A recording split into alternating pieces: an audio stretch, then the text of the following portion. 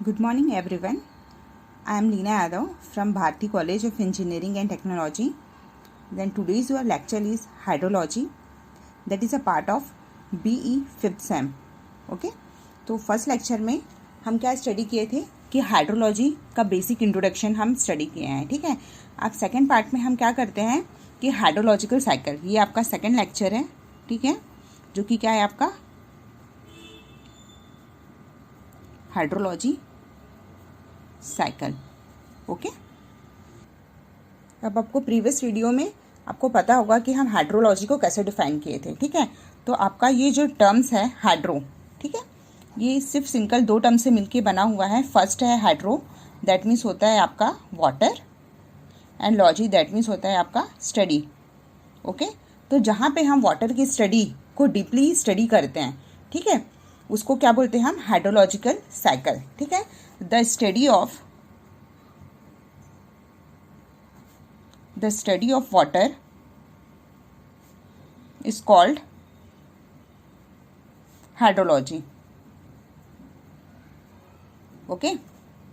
And the detail study को क्या बोलेंगे हम हाइड्रोलॉजिकल साइकिल. ओके. और आप 11th-12th में आपको पता होगा कंजर्वेशन ऑफ मास. ठीक है. इसमें क्या होता है, energy not be created not be destroy. ठीक है. सिर्फ आप एनर्जी को वन फॉर्म से सेकेंड फॉर्म में कन्वर्ट कर सकते हैं. सेम एज इट इज़ आपका जो वाटर है, इसको भी हम क्या करते हैं, ना तो हम इसको डिस्ट्रॉय कर सकते हैं ना तो इसको ख़त्म कर सकते हैं. ठीक है. सिर्फ हम वाटर को वन पार्ट से अनदर पार्ट में हम कन्वर्ट करते हैं. ठीक है. तो आपका जो हाइड्रोलॉजिकल साइकिल है, ठीक, वो आपका क्या करेगा, कंजर्वेशन ऑफ मास के लॉ को फॉलो करता है. ठीक है. Hydrological cycle must be follow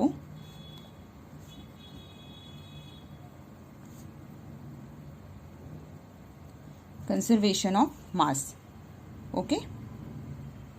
तो ये आपका दो बेसिक टर्म्स है जो आप क्या करोगे डेफिनेशन पे हाइड्रोलॉजिकल साइकिल पे आपको रिटर्न करना है. ठीक है. The study of water is called hydrology and hydrological cycle must be follow the conservation of mass. ठीक है. अब हम क्या करेंगे, इसका डिटेल स्टडी करते हैं हाइड्रोलॉजी का. एक डायग्राम के थ्रू मैं आपको इसको एक्सप्लेन करती हूँ. ठीक है. तो सबसे पहले आप लेते हो यहाँ पे ये वाला सेक्शन जो है आपका, ये ओशियन है. ओके. देन थोड़ा सा लैंड आपका इंक्रीज होते जाता है. देन अपर पार्ट में आता है एक स्ट्रीम वाला सेक्शन. देन ये लैंड जो है इंक्रीज हो रहा है. ठीक. ये है आपका टॉप पे सन, इसको हम मेंशन कर देते हैं. ठीक है. ये आपका लेवल है ओशियन और ये है आपका स्ट्रीम लेवल. ठीक है. और ये है आपका सन.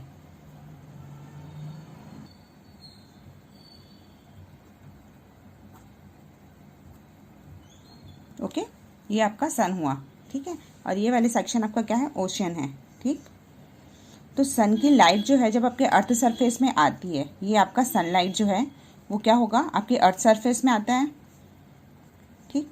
जैसे ही आपका अर्थ सरफेस पे ये सनलाइट आता है, ठीक है, तो ओशियन पे जो वाटर है वो क्या होगा, इवेपोरेट होता है. ठीक है. जैसे ही वाटर सनलाइट आपकी क्या होगी, आपके लैंड पे एंटर करती है. ठीक. तो आपका जो पानी है वो क्या होगा, भाप बन के क्या जाता है, ऊपर जाने लगता है. ठीक है. ये वाला सेक्शन क्या होगा, अब धीरे धीरे जो आपका जो ओशियन पे पानी कलेक्टेड है वो क्या होगा, भाप बन के सन के या आपके क्लाउड पे क्या करता है, ऊपर जाने लगता है. तो वाटर की इस प्रोसेस को क्या बोलेंगे हम, इवेपोरेशन. ठीक है. जिसमें वाटर क्या होता है, ओशन का वाटर है, भाप के थ्रू क्या होता है, आप क्लाउड फॉर्मेशन करता है, उसको बोलते हैं. तो आपका जो वाटर है वो क्लाउड फॉर्मेशन जब करने लगता है, ठीक है, वो होगा आपका इवेपोरेशन.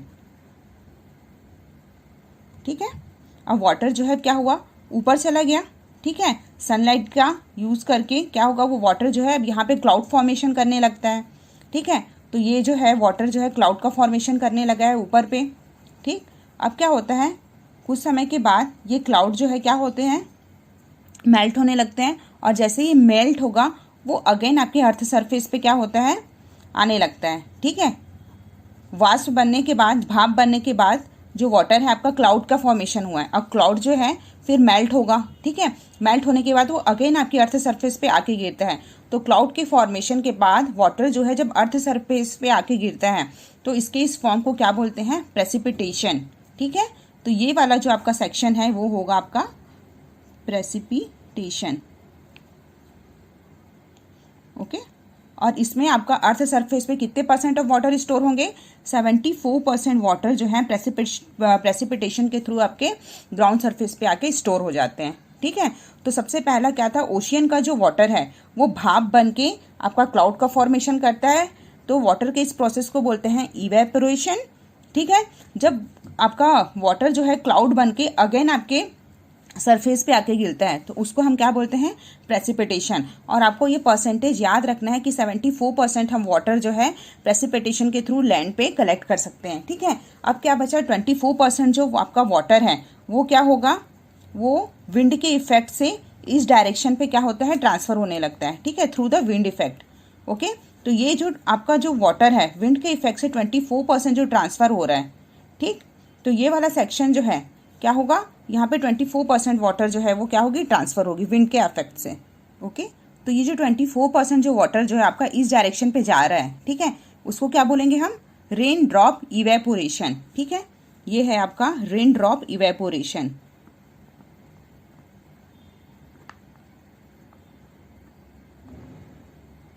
ठीक, जो विंड के इफेक्ट से इस डायरेक्शन में ट्रांसफर हो रही है। ठीक, अब ये जो विंड के इफेक्ट से जो आपका वाटर है ये क्या हो रहा है? इस डायरेक्शन पे ट्रांसफर हो रहा है। देन ये वाटर अगेन क्या होगा? आपके ग्राउंड पे गिरेगा। ठीक है, क्योंकि ज़्यादा देर तक तो वो होल्ड नहीं कर सकेगा। ऑब्वियसली जो वाटर है वो आपका क्या होगा? ग्राउंड पे कलेक्ट होगा। ठीक है, तो जैसे ही वाटर आपका ग्राउंड पे आता है, ठीक है, तो ये क्या होगा? अब यहाँ पे आपका लैंड कैसा है? स्लोप सरफेस दिया हुआ है। ठीक है, तो ये आपका स्लोप है। ठीक है, तो इसको हम बोलते हैं रन ऑफ। प्रीवियस क्लास में भी मैं आपको एक्सप्लेन कर चुकी हूँ कि जो आपका स्लोप पे वाटर जो फ्लो होता है उसको बोलते हैं हम रन ऑफ। ओके, तो जो आपके ग्राउंड पे फ्लो हो रहा है वो है आपका वाटर रन ऑफ। अब क्या हो रहा है? जो वाटर आपका यहाँ पे ग्राउंड पे फ्लो हो रहा है उसको हम बोल रहे हैं रन ऑफ। प्लस इसको हम और क्या बोल सकते हैं? क्योंकि ये आपका क्या है? ग्राउंड सरफेस है और क्या है? ये आपका सरफेस है, तो इसको हम बोलेंगे सरफेस रन ऑफ। ओके, अब क्या होता है? जैसे ही आपका वाटर जो है क्या होगा? ग्राउंड सरफेस पे फ्लो हो रहा है। ठीक है, तो जरूरी नहीं है कि पूरा वाटर है पहले स्ट्रीम पे जाके कलेक्ट हो जाए देन उसके बाद अगेन ओशियन पे जाके मिले। ठीक है, आपके ग्राउंड सरफेस पे डिफरेंट टाइप से प्लांट्स होते हैं। ठीक है, ये आपका डिफरेंट टाइप से प्लांट हो गया। ओके, तो प्लांट्स क्या करती हैं? जो रन ऑफ के थ्रू, मतलब जो आपका सरफेस पे वाटर है उसको क्या करेगी? एब्जॉर्ब कर लेती है अपने रूट पे। ठीक है, अपने रूट जोन पे क्या करेगी? ऑब्जॉर्ब कर लेगी। देन कुछ परसेंटेज ऑफ वाटर जो है आपका ग्राउंड लेवल पे फ्लो होगा। ओके, ग्राउंड लेवल पे कुछ परसेंटेज ऑफ वाटर जो है वो फ्लो होगा। और जो रन ऑफ पे जो वाटर फ्लो हो रहा है आपके ग्राउंड पे और जो वाटर जो है प्लांट जो है अपने रूट पे कलेक्ट कर रही है, ठीक है, उसको हम क्या बोलेंगे? इंटरसेक्शन। ठीक है, क्योंकि क्या कर रही है? इंटरेक्ट कर रही है, वाटर को कंटिन्यूसली फ्लो होने नहीं दे रही है। तो यहाँ पे जो वाटर जो है उसको हम क्या बोलेंगे? इंटरसेक्शन। Okay, intersection. ठीक है, जो वाटर को क्या कर रहा है? पेड़ जो है उसका जो जड़ है वो वाटर को अपने अंदर एब्जॉर्ब कर ले रहा है। ठीक, तो वो वाला सेक्शन आपका होगा इंटरसेक्शन। ठीक, अब कुछ परसेंटेज ऑफ वाटर जो ये पेड़ है, ठीक है, वो क्या करेगा? एज अ फूड अपना यूटिलाइज करेगा। ठीक है, तो जो जितने परसेंटेज ऑफ वाटर जो है एक प्लांट अपने फूड के लिए यूटिलाइज करता है उसको हम बोलते हैं इवेपो ट्रांसपिरेशन। ठीक है, इवेपो ट्रांसपिरेशन, इवेपो ट्रांसपिरेशन। ठीक है, इवेपो ट्रांसपिरेशन। अब क्या होगा? वाटर जो है अब आपका प्लांट भी इसको यूज़ कर लिया प्लस कुछ परसेंटेज ऑफ वाटर जो है ग्राउंड पे ही फ्लो होगा। ठीक है, ग्राउंड पे फ्लो होगा। ठीक, और कुछ परसेंटेज ऑफ वाटर इस पेड़ के एब्जॉर्ब होने के बाद क्या होगी? स्ट्रीम पे कलेक्ट होगी। ठीक है, तो स्ट्रीम पे जो वाटर कलेक्ट होती है उसको बोलते हैं evaporation through land. Okay, evaporation through land.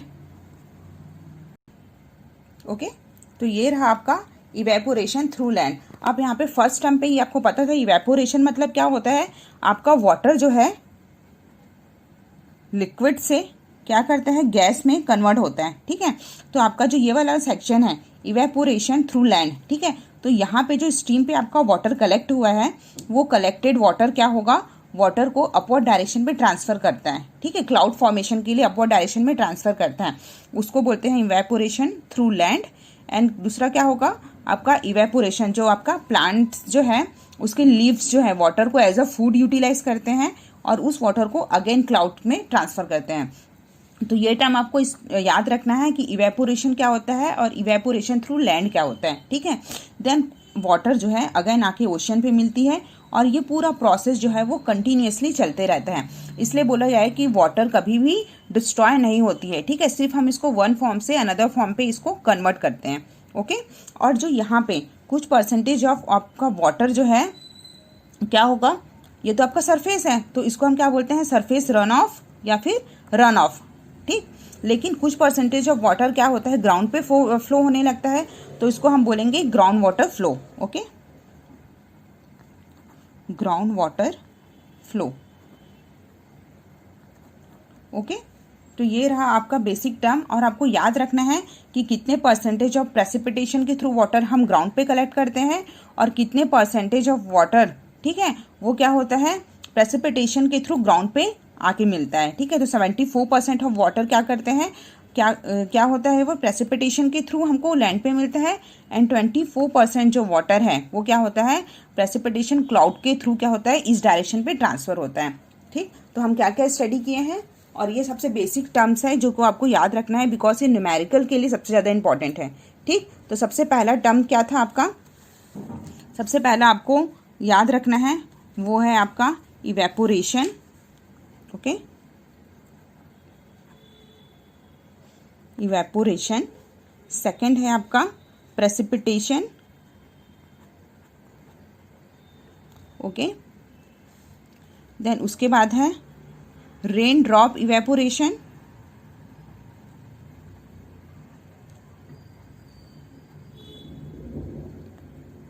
Then है आपका इवेपो ट्रांसपिरेशन,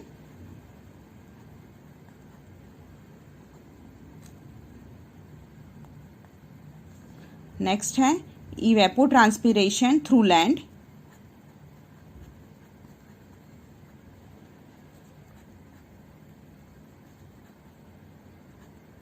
ठीक है। नेक्स्ट है इवेपो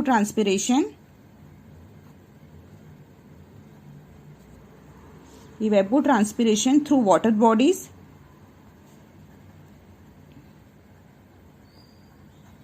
देन लास्ट में है आपका इंटरसेक्शन,